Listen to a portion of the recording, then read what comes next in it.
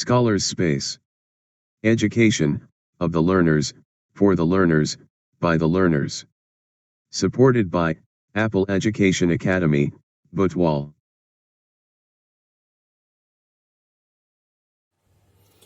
Welcome back. Class 10 को chapter acid base and सल्टबाट हामीले एसिडको बारेमा डिस्कस गरिसकेको छौँ र आजको टपिकमा चाहिँ हामीले बेसलाई समेट्छौँ। सो डाइरेक्ट टपिकमा स्टार्ट गरौँ। बेस भनेको चाहिँ के हो त खासमा है, डेफिनेसनबाटै जाउँ हामी। बेस भनेको हाम्रो मेटालिक अक्साइड और hydroxide which are bitter in taste and most important भनेको release OH minus भनेको यो चाहिँ hydroxyl ion when dissolved in water है। सो एसिडमा चाहिँ हाम्रो के थियो भन्दा H+ आयन है, हाइड्रोजनको आयन रिलिज गरेको थियो। यसलाई चाहिँ हाइड्रोनियम H3O+ भनेर पनि हामीले भनेको थियौँ होइन, वाटरसँग कम्बाइन गरेर। र यहाँ चाहिँ के हुन्छ भन्दा hydroxyl ion OH- ion release गरेको हुन्छ र यिनीहरू के हुनुपर्छ त बिटर इन टेस्ट हुनुपर्छ। एसिड हाम्रो के थियो त सर इन टेस्ट थियो है। सो डेफिनेसन चाहिँ यही नै हो। यसको इक्जाम्पल्सहरू दिनु पर्यो भने चाहिँ अक्साइड अथवा हाइड्रोक्साइड भनेको छ त्यो पनि मेटालिक, K2O है, MgO, CaO calcium oxide, ZnO zinc oxide, NaOH sodium hydroxide है, CaOH whole twice calcium hydroxide. यसरी थुप्रै इक्जाम्पल्सहरू चाहिँ हामीले बेसको दिन सकिन्छ है। र यहाँ चाहिँ एउटा टर्म छ इम्पोर्टेन्ट टर्म, बेस सँगसँगै आउने अर्को इम्पोर्टेन्ट टर्म भनेको अल्काली भनेर छ। सो बेस र अल्काली चाहिँ क्वाइट सिमिलर टाइपको हो तर एक्ज्याक्टली सेम चाहिँ होइन है, फरक के छ त्यो बुझौँ हामीले। अल्काली भनेको चाहिँ हाम्रो the hydroxides form by reaction of water and water soluble base. So फरक के त भन्दाखेरि यहाँ बेसमा चाहिँ हामीले मेटालिक अक्साइड अथवा हाइड्रोक्साइड भनेको छौँ है, तर यहाँ चाहिँ त्यही मेटालिक अक्साइड अथवा हाइड्रोक्साइड नै हुनु पर्यो, तर जुन चाहिँ के हुनु पर्यो त form by reaction of water soluble base भनेको छ, reaction of water and water soluble base. अब यसको मतलब सबै बेसहरू चाहिँ वाटर सल्युबल हुन्छ भन्ने होइन, तर जुन जुन बेस चाहिँ वाटर सल्युबल छ र तिनीहरू चाहिँ हाइड्रोक्साइड फर्म गर्न सक्छ वाटरसँग रिएक्सन गरेर, त्यस्तो बेसहरूलाई चाहिँ हामीले स्पेसिफिकली के भनिन्छ त अल्काली भनेर भनिन्छ है। सो इक्जाम्पल हेरौँ है त यसको कस्तो हुनसक्छ त अल्कालीको लागि। जस्तै बेस अघि हाम्रो metallic oxide Na2O sodium oxide यो लिन सक्यो हो, यसलाई चाहिँ हामीले वाटरसँग रियाक्ट गर्यो भने Na2O + H2O गिभ हाम्रो के दिन्छ त 2NaOH दिन्छ है, NaOH दिन्छ कम्प्लिटली चाहिँ। र यो NaOH चाहिँ वाटरमा डिसोसिएट हुँदा चाहिँ के दिन्छ त सोडियम प्लस र OH- 2 छ यहाँ, सो दुईटा दिन्छ हो। सो यो OH- आउने बित्तिकै के भयो त हाइड्रोक्सिल आयन दिएको छ, यो चाहिँ के हो हाम्रो बेस हो है। सो Na2O के रहेछ हाम्रो बेस हो र Na2O चाहिँ वाटरसँग रियाक्ट गरिसकेपछि यो फर्म गरेको छ, यसलाई पनि बेस पनि भन्न सक्यो, तर यो स्पेसिफिकल्ली यसलाई चाहिँ हामीले के भनिन्छ त अल्काली भनेर भनिन्छ, किनकि यो चाहिँ बेससँग वाटरको प्रेजेन्समा रियाक्ट गरेर चाहिँ के दिएको छ त हाइड्रोक्साइड जुन दिएको छ, यसलाई हामीले अल्काली भनिन्छ है। यस्तै अरू अल्कालीहरू हाम्रो चाहिँ के हुन सक्यो KOH, CaOH whole twice calcium hydroxide. यो हाइड्रोक्साइड्सहरू स्पेसली चाहिँ हाम्रो अल्कालीभित्र पर्छ, बेस पनि हुन्छ हुनलाई। सो अल्काली र बेसको चाहिँ डिफ्रेन्स नै हेरौँ अनि बल्ल क्लियर हुन्छ यो कुरा चाहिँ है। बेस भनेको हाम्रो मेटालिक अक्साइड्स है, अल्काली भनेको चाहिँ जेनरली बुझ्नु पर्दा चाहिँ बेस भन्ने बित्तिकै हामीले चाहिँ सबै मेटालिक अक्साइड्सहरू अल मेटालिक अक्साइड्स है जसले चाहिँ OH- आयन दिन्छ। तर अल्काली भनेको चाहिँ हाम्रो के हो भन्दा water soluble water soluble metallic oxide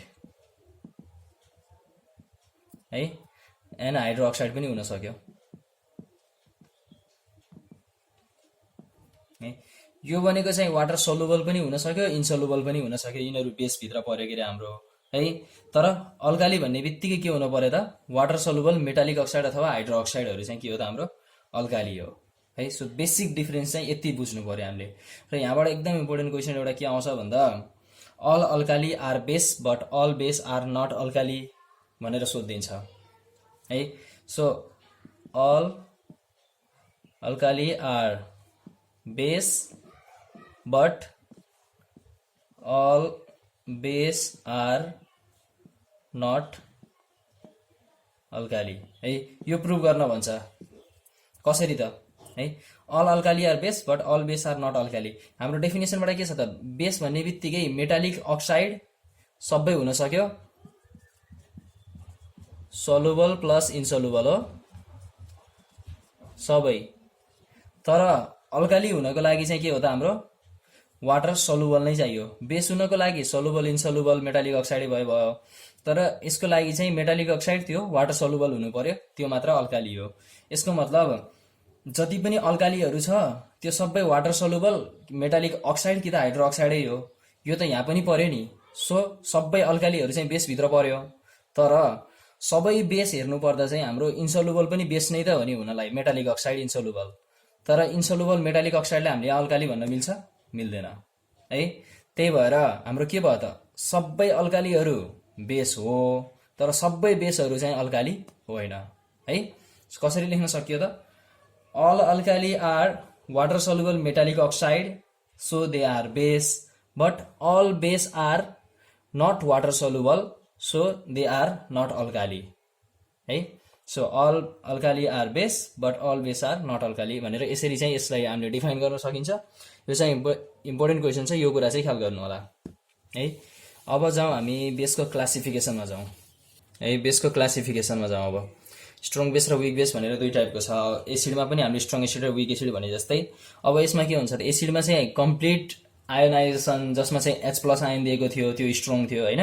यसमा पनि के हो त, कम्प्लिट आयोनाइजेसन गिभिङ के दिनु पर्यो यहाँ, OH- आयन हाइड्रोक्सिल आयन हो।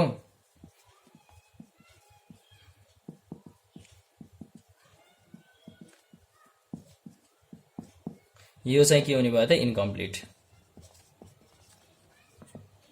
है। सो स्ट्रङ र विक बेसको डिफरेन्स भनेको हाम्रो के हो त, यही हो। कम्प्लिट आयोनाइजेसन दिने चाहिँ स्ट्रङ बेस, इन्कम्प्लिट आयोनाइजेसन दिने चाहिँ हाम्रो विक बेस है। यसमा हाइड्रोक्सिल आयनको कन्सन्ट्रेसन के हुन्छ, मोर हुन्छ।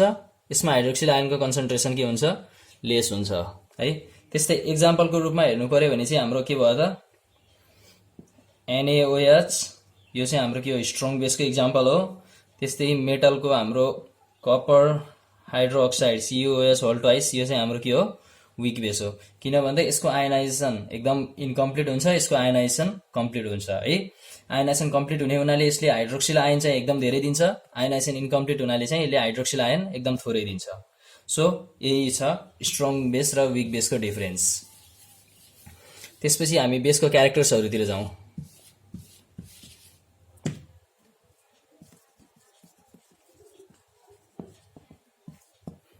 क्यारेक्टर्स भन्ने बित्तिकै फर्स्टमा त हामीले लेख्न सक्यो बिटर है। बिटर इन टेस्ट हुन्छ र त्यसपछि सोपी इन नेचर, सोपी वेन टस्ट भनेको साबुन जस्तै चिप्लो चिप्लो हुन्छ एकदम समात्दा चाहिँ है। टेस्ट चाहिँ कस्तो हुने भयो, बिटर हुने भयो। त्यस्तै अर्को बेसको लागि चाहिँ सबभन्दा सिम्पल इक्जाम्पल त क्यारेक्टर त हामीले के दिन सक्यो भन्दा एसिडसँग रियाक्ट गरेर सल्ट एन्ड वाटर दिन्छ हैन। एसिडमा पनि लेखेको थियौँ बेससँग रियाक्ट गरेर सल्ट एन्ड वाटर दिन्छ भनेर, यहाँ पनि लेख्न सक्यो react with acid to give salt and water हो। त्यस्तै अरू हामीले क्यारेक्टरिस्टिक्सहरू चाहिँ मोस्ट इम्पोर्टेन्ट यहाँ सम्झिनु पर्ने चाहिँ जुन लिटमस पेपरसँग रेड लिटमसलाई यसले के गराउँछ त, रेड लिटमसलाई ब्लूमा लैजान्छ।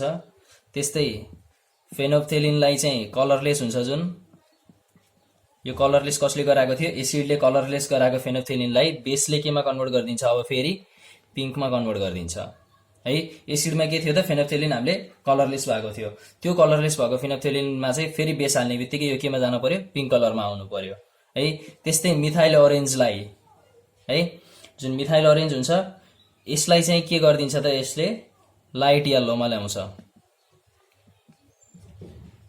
ओरेन्ज कलरबाट एसिडमा के थियो त मिथाइल ओरेन्जले चाहिँ यसलाई केमा कन्भर्ट गरेको थियो रेडमा कन्भर्ट गरेको थियो एसिडले है एसिडमा हामीले सम्झिने तरिका पनि हेरेको थियौँ याद गरेको थियौँ सो यहाँ चाहिँ के सम्झिनु पर्यो भन्दा बेसमा चाहिँ के हुन्छ त रेड लिटमस ब्लूमा जान्छ फेनोप्थेलिन चाहिँ पिङ्कमा जान्छ मिथाइल ओरेन्ज चाहिँ हाम्रो लाइट येल्लो कलरमा जान्छ यो चाहिँ एकदम इम्पोर्टेन्ट छ यो याद गर्नुपर्छ है त्यस्तै अरू प्रपर्टीको कुरा गर्नुपर्दा अल्काली अथवा बेसहरू चाहिँ केसँग कार्बन डाइअक्साइडसँग रियाक्ट गरेर कार्बोनेट र वाटर दिन्छ है कार्बन डाइअक्साइडसँग रियाक्ट गर्यो भने जस्तै इक्जाम्पल NaOH प्लस CO2 यसलाई रियाक्ट गर्यो भने हाम्रो के आउनुपर्छ त कार्बोनेट एन्ड वाटर है यो सल्टको कार्बोनेट आउनु पर्यो metallic carbonate Na2CO3 plus H2O है यसलाई पनि हामीले प्रपर्टी भित्र राख्न सकियो त्यस्तै अझै एउटा इम्पोर्टेन्ट पोइन्ट बेसको लागि क्यारेक्टरिस्टिक्स भनेको चाहिँ हाम्रो they react with ammonium salt to produce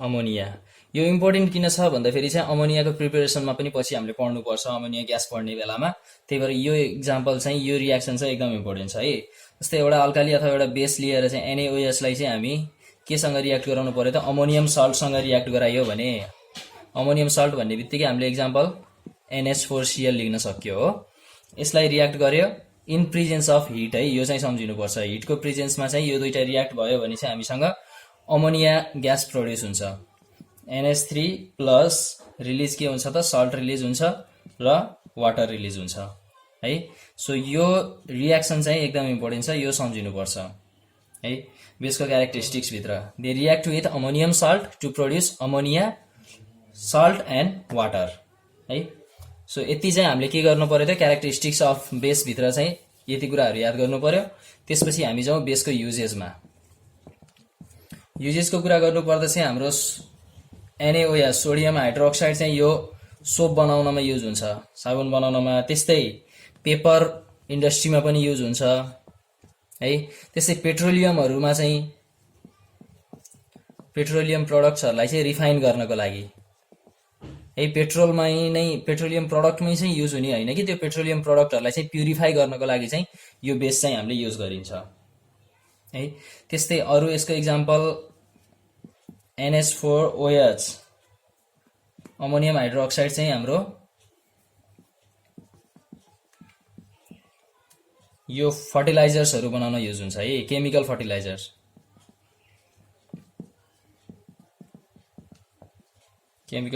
बनाउन युज हुन्छ त्यस्तै calcium hydroxide CaOH whole twice जसलाई चाहिँ हामीले स्लेक लाइम पनि भनिन्छ है यसको युज भनेको हाम्रो यो बिल्डिङहरुमा चाहिँ युज गर्ने व्हाइट वाश हुन्छ नि जुन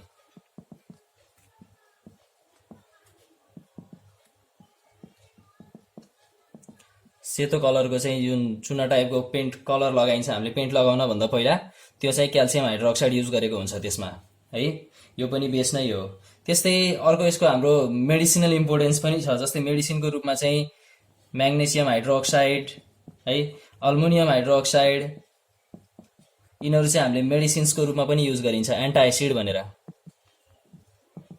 है एसिडिटी भएको कन्डिसनमा चाहिँ एसिडलाई न्यूट्रलाइज गर्नको लागि चाहिँ यो बेसहरु युज गरिन्छ हामीले यो अल्कालीहरु युज गरिन्छ है सो बेस अथवा अल्कालीको चाहिँ युजेसहरु भनेर आयो भने यदि चारवटा पोइन्ट चाहिँ याद गर्नै पर्यो तपाईहरुले है सो ओभरअल एसिड र बेसको बारेमा चाहिँ यही हो है अझै यहाँबाट अझै एउटा सोध्न सक्ने प्रोबेबल क्वेशन भनेको चाहिँ एसिड र बेसकै डिफरेन्स के हो भनेर सोधिन सक्छ difference between acid and base भनेको त्यो पनि एकचोटी हेर्दियौ है एसिड अगाडिको भिडियोमा पढिसकेको छौं बेस यसमा अब यसको डिफरेन्स निकाल्ने कोसिस गरौँ। सो डिफरेन्समा चाहिँ फर्स्टमा हामीले के लेख्न सक्यो त, यसले H प्लस आयन रिलिज गर्छ वेन डिजल्भ इन वाटर हो। त्यस्तै base release OH minus ion when dissolve in water, hydroxyl ion hydronium ion भनेर भनिन्छ हो। त्यस्तै ब्लू लिटमसलाई यसले केमा कन्भर्ट गरिदिन्छ त, रेडमा कन्भर्ट गरिदिन्छ। लिटमस भने यसले रेड लिटमसलाई चाहिँ ब्लूमा कन्भर्ट गरिदिन्छ है बेसले। त्यस्तै यसको टेस्टको बारेमा कुरा गर्नु पर्यो भने यो सर इन टेस्ट हुन्छ, यो कस्तो हुन्छ बिटर इन टेस्ट हुन्छ है। त्यस्तै एसिडको र बेसको लागि हाम्रो pH को पनि जुन भ्यालु छ, यसको pH के हुनुपर्छ त लेस देन 7 हुनुपर्छ, बेसको pH के हुनुपर्छ त ग्रेटर देन 7 हुनुपर्छ है। pH कलममा चाहिँ हाम्रो 0 देखि कति हुन्छ त 14 सम्म हो। यहाँ 7 जुन छ यो भनेको हाम्रो के को लागि न्यूट्रल है, र यिनीहरू चाहिँ हाम्रो केमा न्यूट्रल भन्ने बित्तिकै चाहिँ सल्ट्सहरू सम्झिन सक्यो हामीले। सल्टहरू के हुन्छ त न्यूट्रल हुन्छ, एसिडिक पनि हुँदैन बेसिक पनि हुँदैन है। सो यो यता जाने बित्तिकै हाम्रो के भयो त, यो एसिड भयो भने यता जाने बित्तिकै हाम्रो के भयो, यो बेस भयो। यसरी एसिड र बेस छुटाउन सकिन्छ है। जति बेसिकको न्युमेरिक नम्बर बढ्दै गएको छ नि है, त्यति नै हाम्रो के हुन्छ त यो स्ट्रङ बेस हुन्छ। जति यता चाहिँ एसिडतिर यो घट्दै गएको छ, नजिक गएको छ यतातिर, त्यति चाहिँ यो हाम्रो के हुन्छ त स्ट्रङ एसिड हुन्छ। त्यही भएर स्ट्रङ्गेस्ट एसिडको लागि pH हाम्रो कति मानिन्छ 1 मानिन्छ भने स्ट्रङ्गेस्ट बेसको लागि pH कति मानिन्छ 14 मानिन्छ है। यो कुराहरू चाहिँ ख्याल गर्नु पर्यो। सो यो भिडियोको लागि यति नै। नेक्स्ट भिडियोमा फेरि अर्को टपिक लिएर आउने छौँ। त्यति बेलासम्मको लागि थ्याङ्क यू।